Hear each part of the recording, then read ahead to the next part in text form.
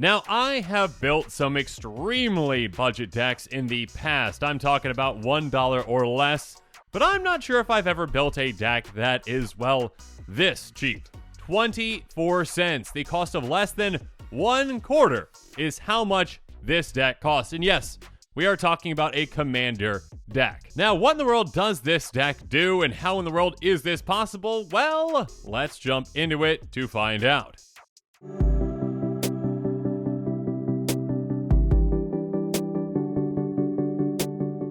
Now, this deck is very simply going to be built around Ashling the Pilgrim as the commander, which just got a reprint in the Dominaria United Commander product. And because of that reprint that I've been waiting for quite some time, a deck like this is finally possible.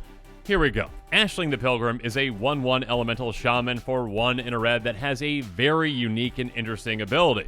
By paying 1 in a red, you put a +1 counter on Ashling the Pilgrim. If this is the 3rd time this ability has resolved this turn, remove all +1 counters from Ashling the Pilgrim, and it deals that much damage to each creature and each player. So very simply, this is a board wipe that you can build up from your command zone. You bring your commander into play, and you just start stacking counters on it by putting mana into that ability. Now again, this is an ability that works in a very interesting way because it does not just trigger, if you're just getting counters on it. Even if you get 3 or more counters on it, it does not trigger. The only time it does trigger is if the ability resolves 3 times in a single turn. So you can space these resolutions out to ensure that you aren't just, utilizing it as a board wipe, which, keep in mind, does deal damage to you and to itself, so you can make those counters more and more massive while building that up and then utilizing it for that board wipe potential when you need to. So this commander can become a massive threat very quickly, especially if you dedicate the resources to do so. And of course, it can be a great way to threaten your opponents that you're going to wipe the board and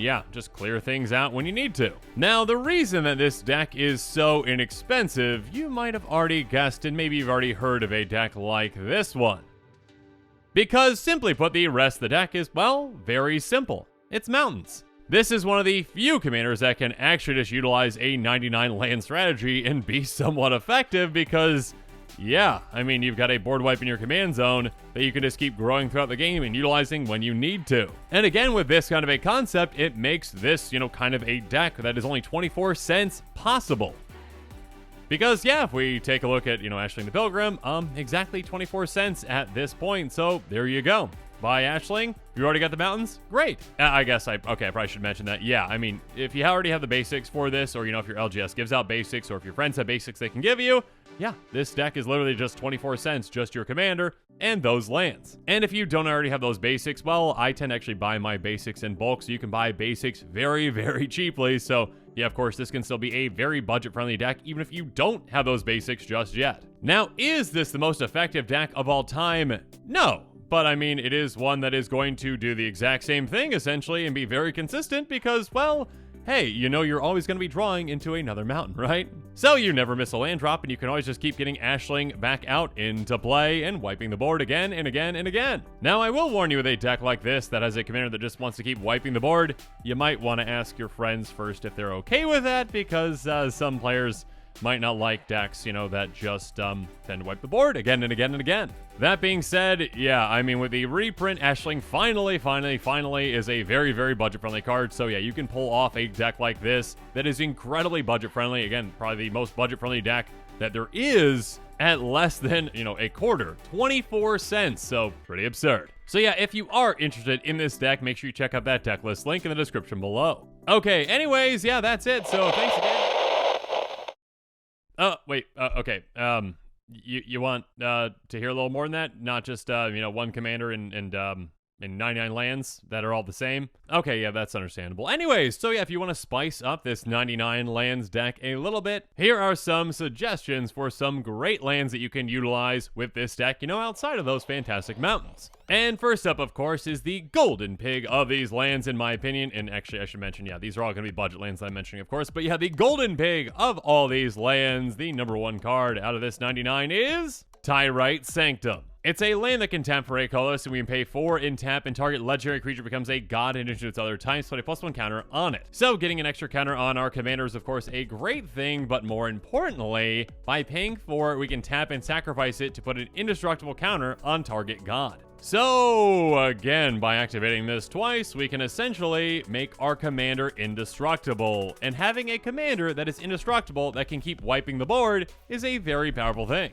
Because again, keep in mind that Ashling deals damage to every single player and every single creature, including itself, but if it's indestructible, that damage doesn't matter to it. So it's going to stay on the board, wipe out all the other creatures, and we can just keep rebuilding, even quicker than we'd be able to if we were taking it out. So yeah, Tyrite Sanctum is a fantastic card for this kind of a build. And I guess I should mention as well, actually, in the description below, you're going to see 2 deck list links because, yeah, one will just be that 24-cent build with all those mountains, and this one, of course, is going to include these lands as well. Regardless, next up, how about Opal Palace and Forge of Heroes, which can be some great ways to get additional counters on our commander. Opal Palace can tap red color so we can filter mana into it, and if we spend it to cast our commander, it enters the battlefield a number of additional counters on it equal to the number of times it's been cast from the command zone this game. So, yeah, this card can be incredible. Again, if we are even wiping out our commander with that board wipe, its own board wipe, we can just keep getting counters on it right away, a ton of counters on it right away with this. And then Forge of Heroes can also tap for 8 colors, so we can tap and choose target commander that enters the battlefield this turn and get an extra counter on it. So this is a great additional way to just start things off with an initial counter on our commander. And of course, every little bit helps when we're adding up to that amount of damage that we're going to want to deal to our opponent's creatures. And also, just to dish out additional damage by getting our commander through and making it more massive. Moving on, a card like Temple of the False God is incredible in this kind of a deck because, well, we are going to be guaranteed that we can get to its, number that we need. Because this is a land that can tap for colorless, so 2 mana, and it comes into play untapped, but we can activate only if we control 5 or more lands. When we have a deck that has 99 lands, here's the thing.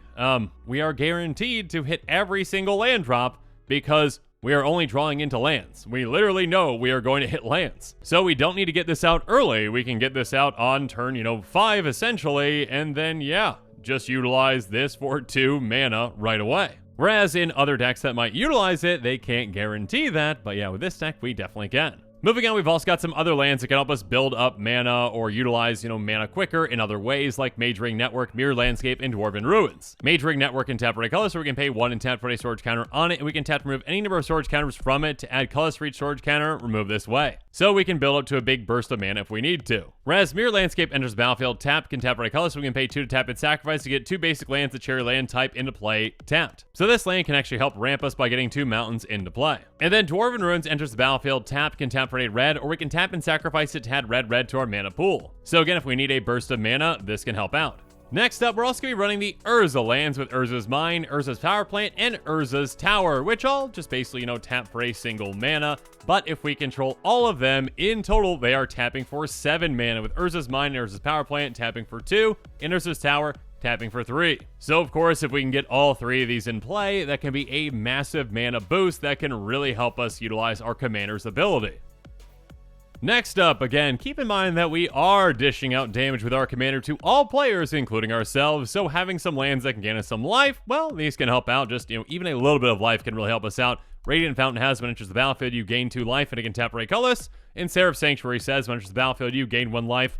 Also, mention something about an angel. We've got no angels in this deck, obviously, so yeah, we're not going to count that. But anyways, tap for a colorless as well. Regardless, again, with a deck like this, when we're running an absurd amount of mountains still, well, we can utilize, some utility lands like these and a monocolor deck like this one still very effectively. And on the other end of things, well, cards like Shivan Gorge, Sunscorched Desert, and Wrath's Edge can also make an impact. For example, Shivan Gorge has tap, add 1 colorless mana to your mana pool, and by paying 2 in a red, we can tap it to deal 1 damage to each of our opponents. So this can be a nice finishing blow if we really need to. If an opponent is down to their last amount of life, we can take them out with this. And in a free way, we can take them out with Sunscorched Desert. When it enters the battlefield, deals 1 damage to target player. And it can tap for 8 colors, and yeah, again, just additional damage can really help get our opponents down into that territory where they can be taken out. Every point of damage counts, so yeah, also Wrath's Edge can help out, tap for 1 colorless, and by paying 4, we can tap and sacrifice a land, and it's going to deal 1 damage to our creature or player.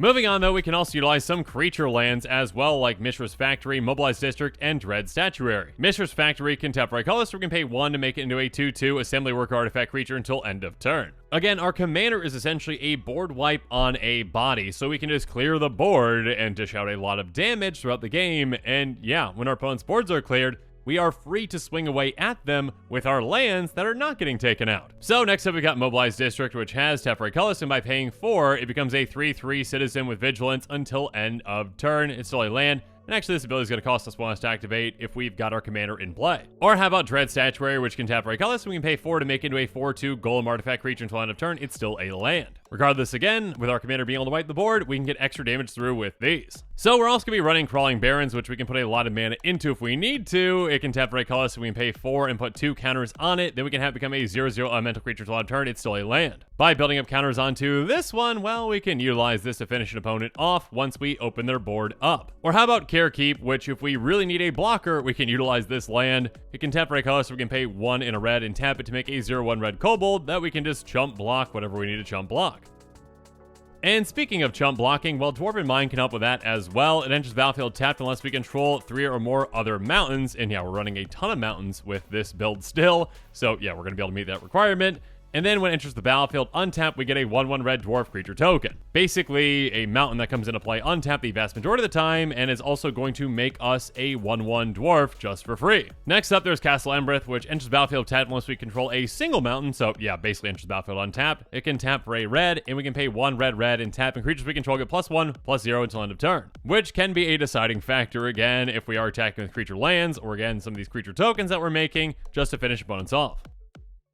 And speaking of creatures, well, we can also protect ourselves from some creatures with Labyrinth of Scophos, which can tap for a color, so we can pay 4 and tap to remove target attacking or blocking creature from combat. This can just be a great deterrent for an opponent not to waste an attack on us and to maybe send that elsewhere. And then Rogue's Passage can tap for a color, so we can pay 4 and tap, and target creature can't be blocked this turn. And again, our commander can actually become quite massive, so yeah, we can actually get our commander through with something like this. But of course, we can also provide some additional value with some lands like Zhalfirin Void, Ash Barrens, and Blasted Landscape. When Zhalfirin Void enters the battlefield, it's going to have a Scry 1 and it can tap for a color, so yeah, just basically a free additional card selection for us. And then Ash Barrens has basic land cycling for 1, so yeah, if we've got an extra mana lying around, might as well just, thin out the mountains in our deck by getting 1 into our hand. So we can draw into, some other lands that we might need. Speaking of which, there's Blasted Landscape, which has cycling for 2, so yeah, if we need to cycle it away, we can. Next up, there's Gyreed Sanitarium, which can tap for a color, so we can pay 2 and tap, and each player draws a card, then discards a card, so yeah, everyone loots. And yeah, again, it's a utility land that we might not need, but it can come in handy in certain circumstances. So we're also going to be running some other cycling lands like Forgotten Cave, Desert of the Fervent, and Smoldering Crater. Forgotten Cave enters the battlefield tapped and can tap for a red. All these actually enter the battlefield tapped and can tap for a red. Forgotten Cave can be cycled for a red. Desert of the Fervent cycled for 1 in a red. And Smoldering Crater cycled for 2. So yeah, by cycling these away if we need to, we might be able to hit something again, like, a Tyrite Sanctum, which can be huge.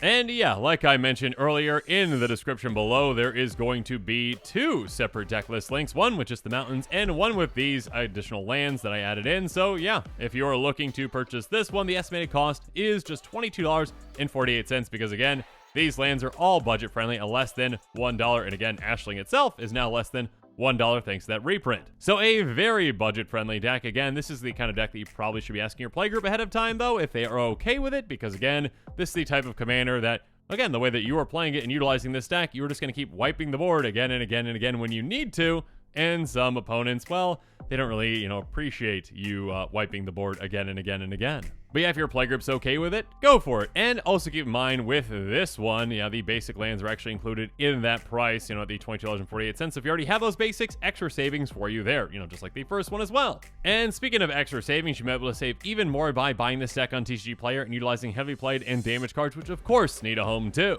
Though do keep in mind that this estimated cost and the other one do not include the cost of shipping, which might vary depending upon where you live. And yeah, at the end of the day, are these the most powerful decks out there? No, but 99 lands are, a fun concept, and yeah, a 24-cent deck, if you've already got the basics, it's gonna be hard to beat that price. So if your playgroup's up for it, or if those of your LGS are up for it, have fun.